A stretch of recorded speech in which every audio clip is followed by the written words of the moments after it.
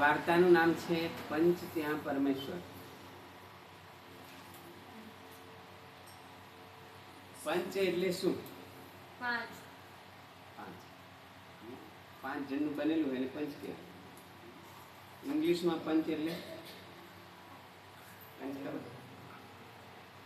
મુક્કો મારે પંચ નહીં કહેતા. પાંચ એટલે એ કદાચ એ પણ સંસ્કૃત પરથી જ આવ્યું છે. પાંચ આંગળીઓ થાય ને. તો એક રાજા હતો. રાજા બધાનો ન્યાય કરે ને. જૂના કાળમાં જે બધી વાર્તાઓ આવે એની અંદર આમ બધી વાર્તાનું લખાણ ચાલુ થાય એનું લગભગ નક્કી હોય કે આવું હોય. દાખલા તરીકે એક ગરીબ બ્રાહ્મણ હતો. બ્રાહ્મણ હતો આગળ ગરીબ બ્રાહ્મણ હતો આવું લાગે મોટા ભાગે. કેમ કે બ્રાહ્મણ પૈસા કમાવામાં એનું બહુ ધ્યાન ના હોય એટલે એની પાસે બહુ પૈસા ના આવે. અને વાણિયા મોટા ભાગે પૈસાવાળા હોય. રાજા કેવો હોય બોલો? કોણ બોલ્યું? હા શાબાશ. રાજાની આગળ એવું લખાણ આવતું હંમેશા કે ન્યાયપ્રિય હતો. એટલે એને ન્યાય કરવાની એની કર્તવ્ય હોય. ન્યાય કરવાનો લઈ લીધું કીર્તન. You have to maintain your આપવાનું નહીં બીજાને.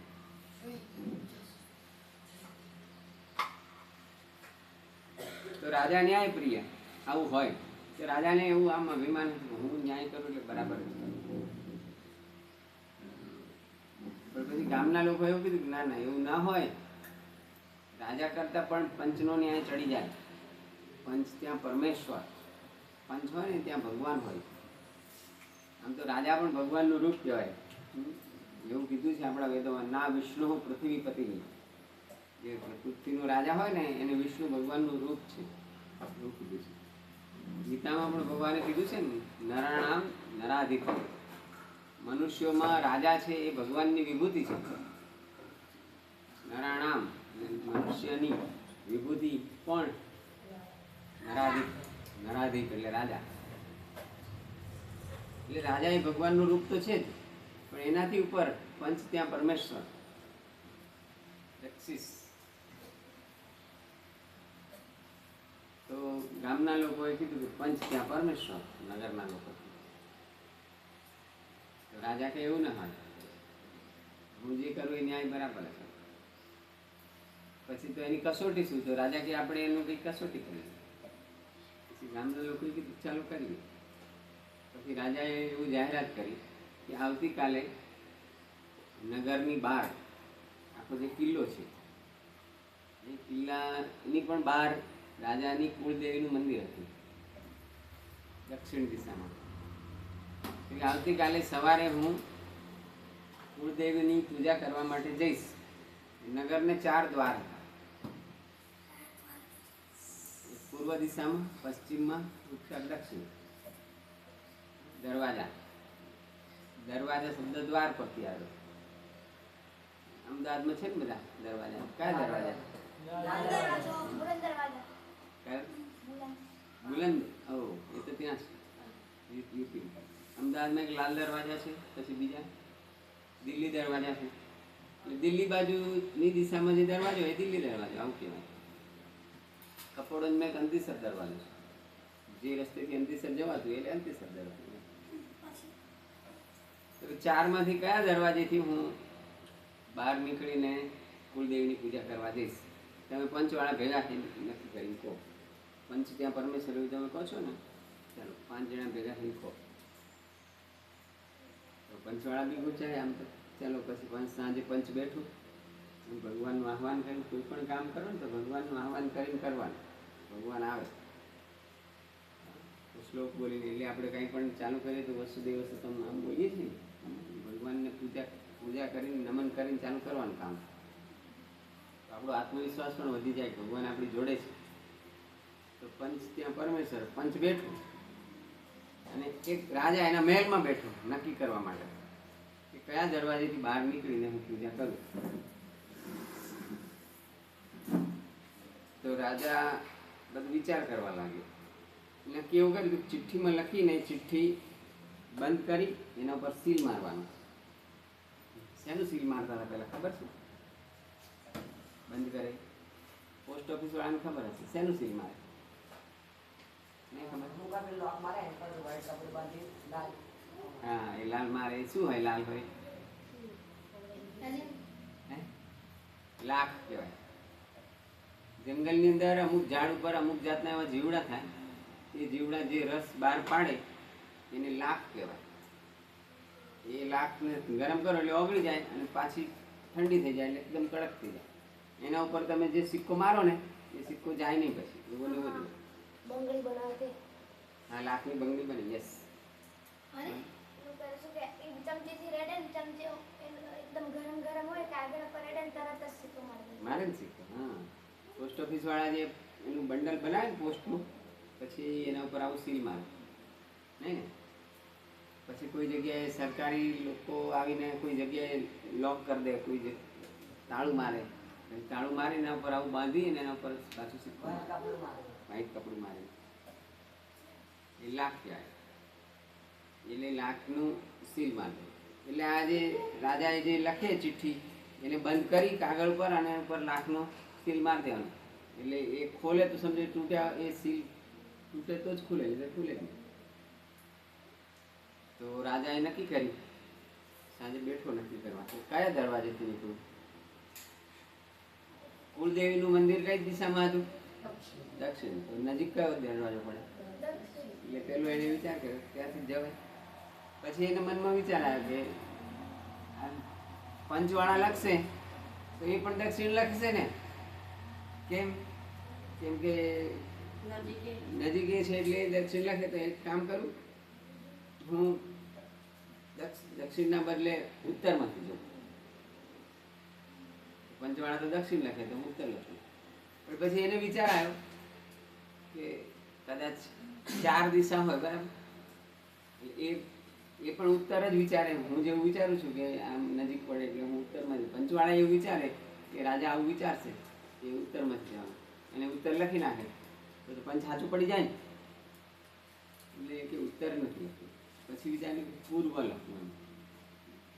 પછી એને વિચાર કદાચ પૂર્વમાં પણ પંચવાળા પૂર્વ દિશા લખી નાખે તો. કારણ કે દિશા કેટલી છે? 4 બરાબર. અહીંયા 4 દરવાજા છે. એટલે આશરે પણ તમે લખો ને તો સંભાવનાનો નિયમ કહેવાય. ગણિતમાં ભણવામાં આવે છે. દાખલા તરીકે તમે સિક્કો ઉછાળો તો સિક્કામાં 2 હોય ને, શું કહેવાય ને? કાંટો ને છાપ. અમે રાજા રાણી કહેતા હતા. હા એટલે કાં છાપ પડે કાં કાંટો પડે. સંભાવના કેટલી? 50% સંભાવના કહેવાય ને.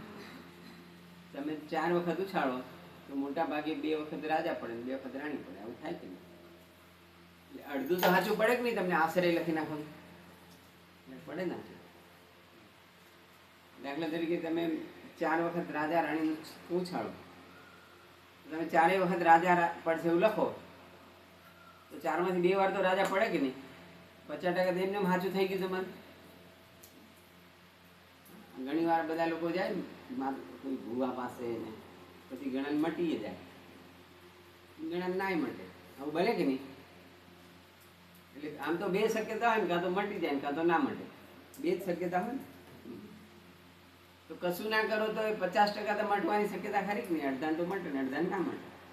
જેને મટી જાય તો પ્રચાર કરે ને પછી એનો આની પાસે ગયા તો મટી ગયો કરે કે ના મટે તો કંઈ કહેવા ના જાય નથી મટતું એટલે એમનું ચાલે પાછું. અચ્છા 4 દિશાઓ હોય તો સંભાવના કેટલી કહેવાય સાચું પડવાની? 25% કહેવાય કે નહીં? એટલે રાજા રીતે 25% તો એમને સારું સાચું પડી જાય. આશરે ગપ્પુ મારી દે તો 25% તો શક્યતા ખરી એમ. તો રાજા પછી બહુ વિચાર કર્યો, કલાક 1.5 કલાક વિચાર કર્યો. પછી એને એવું વિચાર આવ્યો કે પંચવાળા 4માંથી કોઈ એક દિશા તો લખશે જ, અને હું એ દિશા લખું તો કદાચ સાચું પડી જાય. એના કરતાં રાજા તો રાજા છે, એની પાસે બહુ બધા માણસો હોય.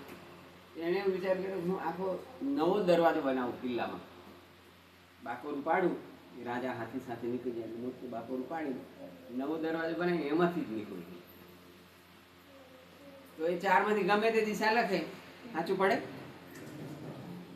લખી નાખી ચિઠ્ઠી કવરમાં બંધ કરી ઉપર લાખનું સીલ મારી અને ત્યાં આગળ મૂકી દીધી. જેને સોંપી તેને આપી દીધી. આ બાજુ પંચવાળા બેઠા. પંચવાળા પણ પહેલું આવી રીતે એમણે પણ આવું જ વિચાર્યું કે દક્ષિણ દિશામાંથી નીકળશે, પછી કે ના ઉત્તરમાંથી નીકળશે, પછી કે પૂર્વમાંથી નીકળશે. કાલે આવે પત્તાની ડૂબી અત્યારે બેઠો. તો પછી પંચવાળાને પણ અંદરથી ભગવાને એવો વિચાર આપ્યો કે રાજા છે ને આપણે બહુ હોશિયાર છે, એટલે આપણે ગમે તે દરવાજો લખશું રાજા એવું વિચારશે કે આ લોકો કોઈ પણ એક દરવાજો તો લખશે જ ને, એના કરતાં લાઈને હું નવો જ દરવાજો બનાવીને હું બહાર નીકળું. આવું રાજા વિચારશે. આપણે એવું લખો કે રાજા ચારમાંથી કોઈ પણ દરવાજે બહાર નહીં નીકળે અને નવો જ દરવાજો બનાવી અને ત્યાંથી બહાર નીકળશે. પંચવાળા કે હા આ બરાબર છે. પંચમાં આવો વિચાર ભગવાને આપ્યો. કેમ? કેમ કે પંચ ત્યાં પરમેશ્વર. તો એવી રીતનું લખી નાખે, સીલ બંધ કરી મૂકી દીધું. સવારે રાજા બહાર નીકળ્યો, કુળદેવીના મંદિરે ગયો અને ત્યાં આગળ જઈને પેલા કવર ખોલવાના હતા. કવર રાજાનું કવર ખોલ્યું કે રાજાનું કવર તો ખોલવાની જરૂર નથી. કેમ? હા, કારણ કે બહાર નવો દરવાજો બનાવી નીકળ્યો હતો.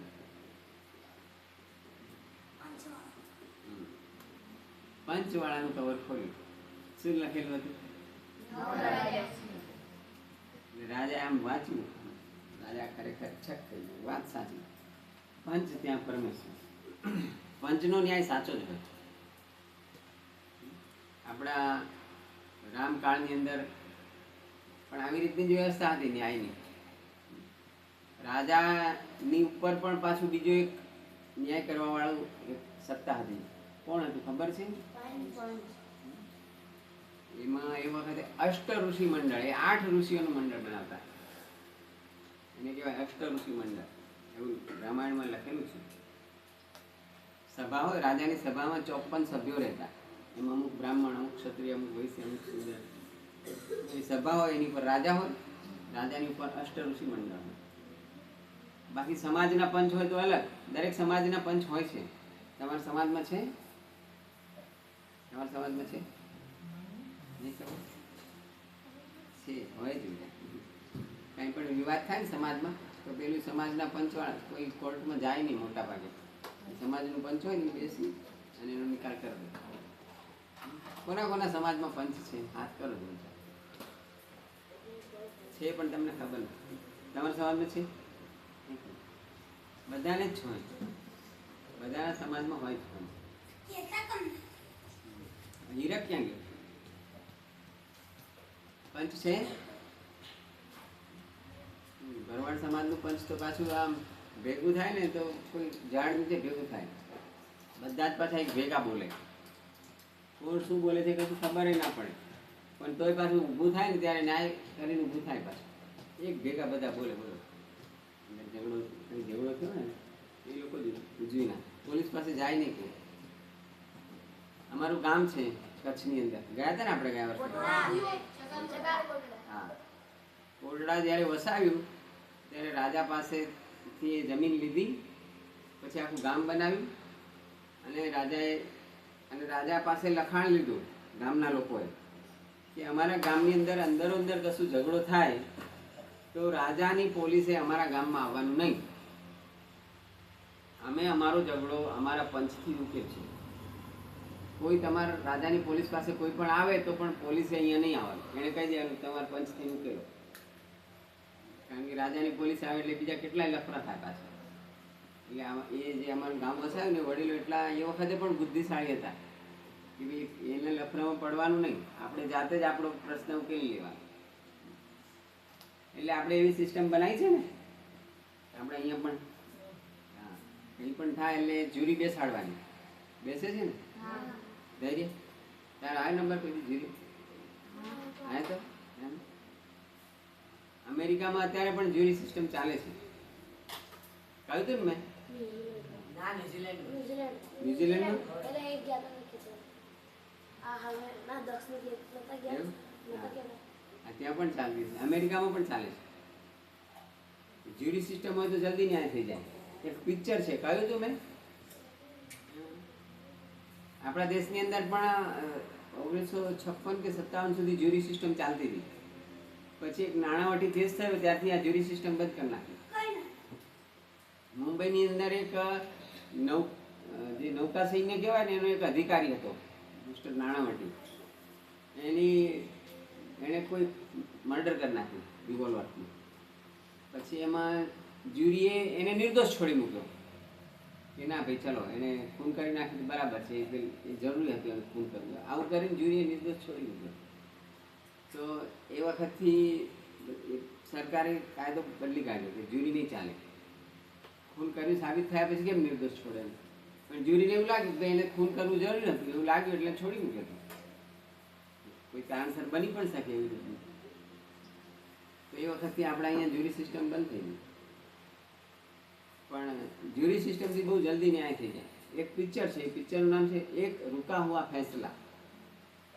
એમાં એવું બતાવે છે કે એક માણસનું ખૂન થઈ જાય છે, પછી ખૂન કોણે કર્યું એ ખબર નથી.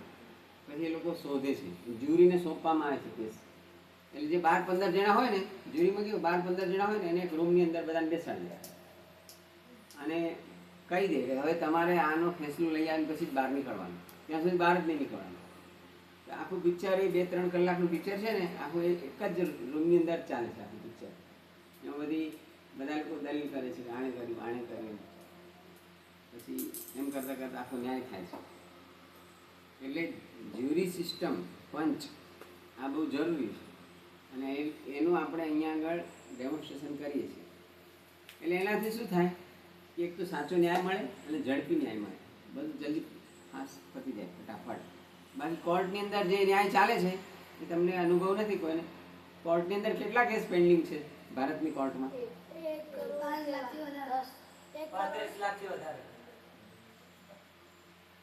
5.5 કરોડ કેસ પેન્ડિંગ છે. ઘણા કહેવાય કે નહીં? વસ્તી કેટલી છે દેશની? હા, 150 કરોડ વસ્તી છે. એક કુટુંબમાં કેટલા જણ હોય? 10. આપણે 5 ગણો, નાનામાં નાનું કુટુંબ 5. તો 150 કરોડ એટલે કેટલા? 30 કરોડ કુટુંબ હશે ભારત દેશની અંદર. 30 કરોડ કુટુંબમાંથી 5 કરોડ કુટુંબો તો કોર્ટમાં ચાલ કરે છે, મુદતો પડે છે. આપણે ચાલુ છે ને કેસ, ખબર છે ને? એટલે અચ્છા, આ તો એક કેસ, આમ તો એક કેસ હોય તો એમાં 2 જણ હોય ને પાછા સામે પાર્ટી, એ પણ સામેવાળો ચાલ કરે ને કોર્ટ. એટલે ન્યાય હંમેશા પંચથી થાય તો ઝડપી થાય. એટલે અહીંયા પણ આપણે ન્યાય પંચ પાસે કરાવી જ લેવાનો. સીધા સ્ટેપ ઓળંગીને અહીંયા આવી નહીં જવાનું. અહીંયા આવી જવા એમાં મારો જે એ ન્યાય, એ બધી વાતો સાંભળવામાં સમય બગડે, એના કરતાં પંચનો ઝડપી ન્યાય થઈ જાય. પછી પંચનો ન્યાયથી તમને અસંતોષ થાય તો તરત મારી જોડાઈ જવાનું. નવા લોકો ડાયરેક્ટ આવવાની છૂટ છે. હા,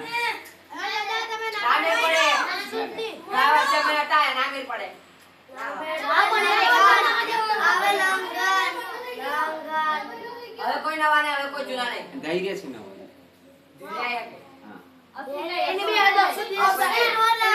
એક મહિના સુધી નવું ગણવાનું, બરાબર?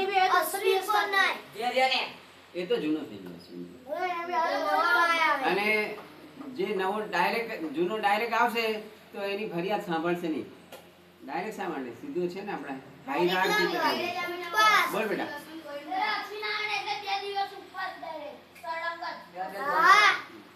ચલો, વાર્તા પૂરી.